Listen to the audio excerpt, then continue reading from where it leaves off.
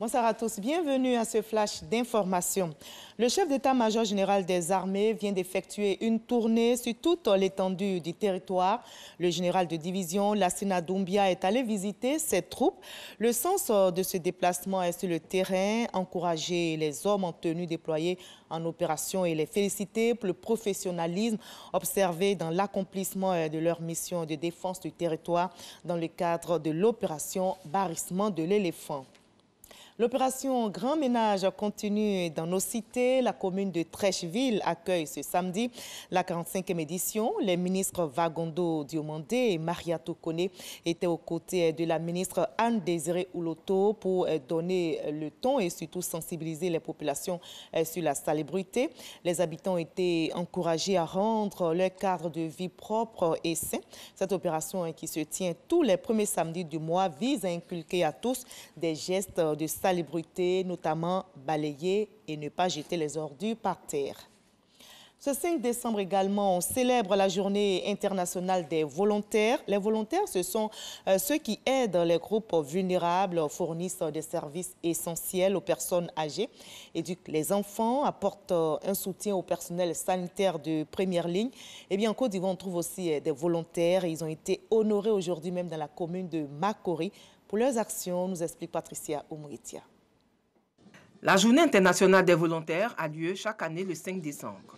C'est l'occasion de célébrer les 5000 personnes engagées dans le bénévolat en Côte d'Ivoire. Je suis volontaire parce que je veux apporter en Côte d'Ivoire, partout dans les régions, le volontariat permet d'aider des personnes qui sont vraiment dans le besoin, d'être au cœur des communautés, de saisir leurs besoins et d'apporter ce qu'on peut sans vraiment rien attendre en retour. Nous participons à cette journée parce que c'est une journée pour nous qui est assez symbolique, qui doit démontrer aux yeux du monde, mais surtout aux yeux de la Côte d'Ivoire, ce que nous faisons au quotidien.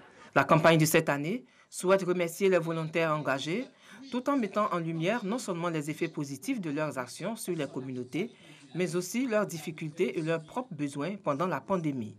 La campagne veut aussi apporter un message positif et la conviction qu'ensemble, c'est possible grâce au volontariat.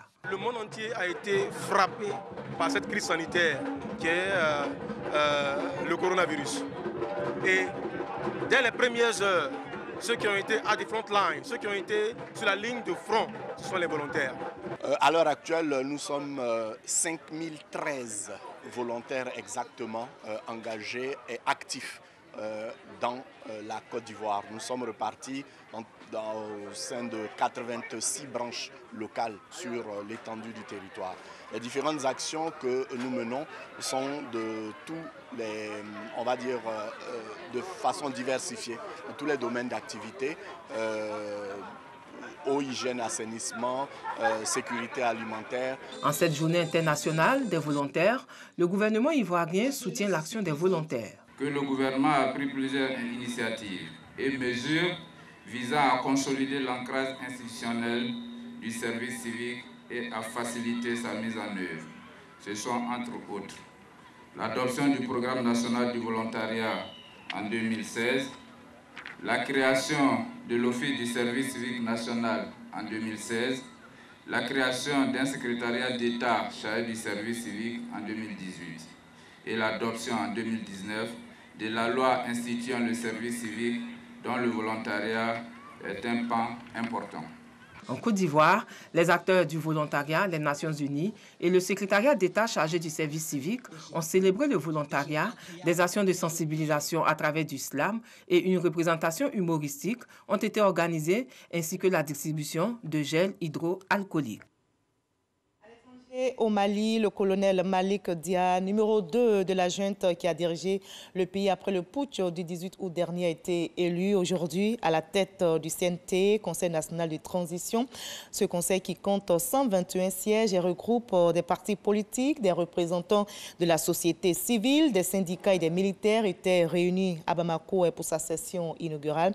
Il était donc le seul candidat au poste de l'institution. Le colonel s'est engagé, entre autres, à travailler afin de réconcilier tous les Maliens. Le CNT jouera le rôle d'Assemblée nationale durant la période de transition. En France, les obsèques de l'ancien président Valéry Giscard d'Estaing, décédé mercredi à l'âge de 94 ans, ont eu lieu ce samedi 5 décembre dans la plus stricte intimité familiale. Valéry Giscard d'Estaing qui a présidé la France le temps d'un seul mandat de 1974 à 1981 est décédé mercredi dernier des suites du Covid-19, entouré des siens dans sa propriété. L'ancien président français repose donc à jamais à côté de sa fille Jacinthe, décédée en 2018.